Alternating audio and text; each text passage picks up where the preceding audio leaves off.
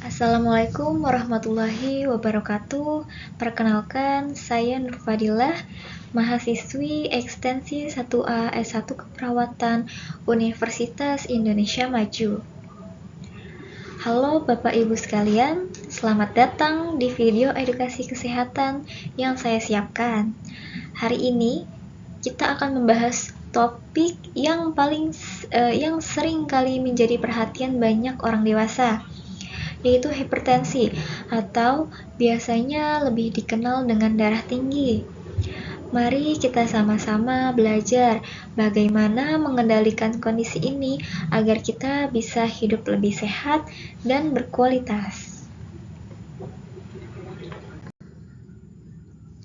Mengapa sih kita perlu peduli dengan hipertensi?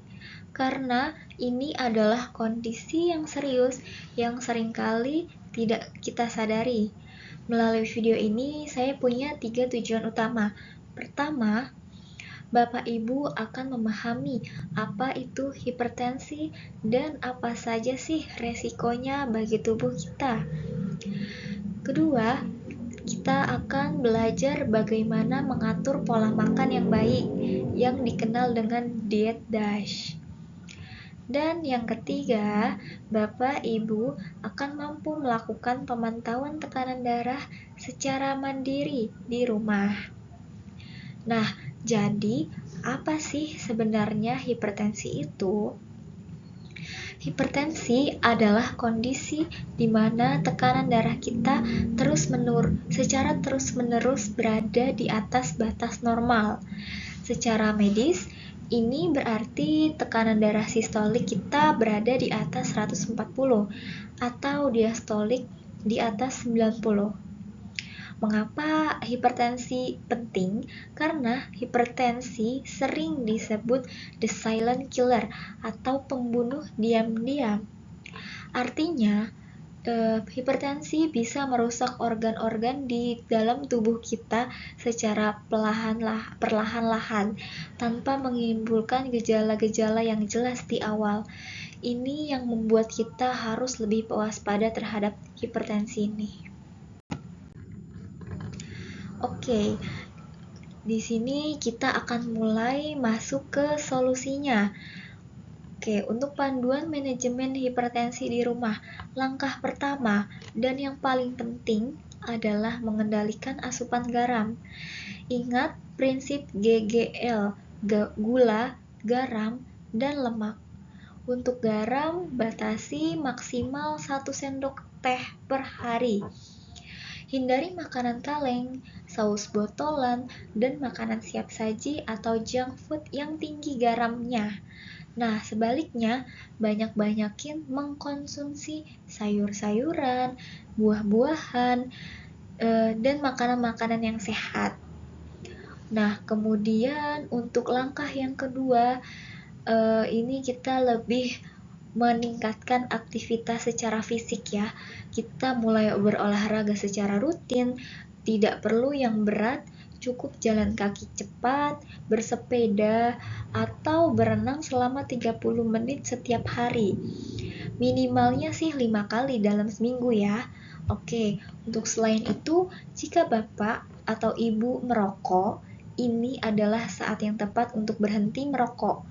Zat kimia dalam rokok sangat berbahaya karena bisa mempersempit pembuluh darah dan bisa memperberat kerja jantung kita.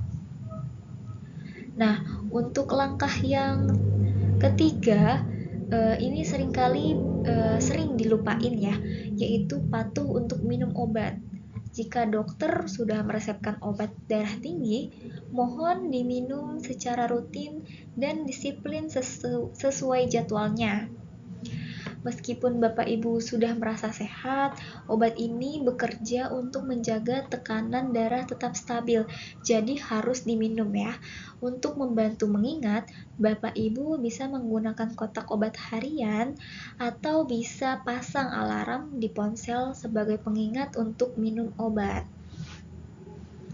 Nah, untuk langkah terakhirnya, Dan nggak kalah penting nih, itu untuk memantau tekanan darah secara mandiri di rumahnya. Nah, gunakan alat tensi digital yang sudah valid ya. Kemudian untuk cara yang benar saat mengukur tensi itu, yang pertama pastikan posisi duduknya itu tegak, kemudian kakinya nggak menyilang, dan lengannya berada setinggi jantung kita. Nah, untuk 30 menit sebelum pengecekan, jangan merokok atau minum kopi dulu ya. Nah, setelahnya catat hasilnya supaya bisa didiskusikan dengan dokter saat kontrol selanjutnya. Baik, Bapak Ibu, kita sudah di penghujung edukasi kita. Sebagai kesimpulannya, ingat bahwa hipertensi bukan untuk ditakuti, melainkan untuk dikelola dengan gaya hidup yang sehat. Pesan saya adalah patuhi dietnya, kemudian rutin olahraganya, lalu disiplin obatnya, dan yang terakhir rutin kontrolnya. Dengan begitu, kita bisa mengendalikan darah tinggi dan menikmati hidup yang lebih bermakna dan lebih sehat. Demikian edukasi yang dapat saya sampaikan. Semoga informasi ini bermanfaat bagi Bapak, Ibu, dan keluarga.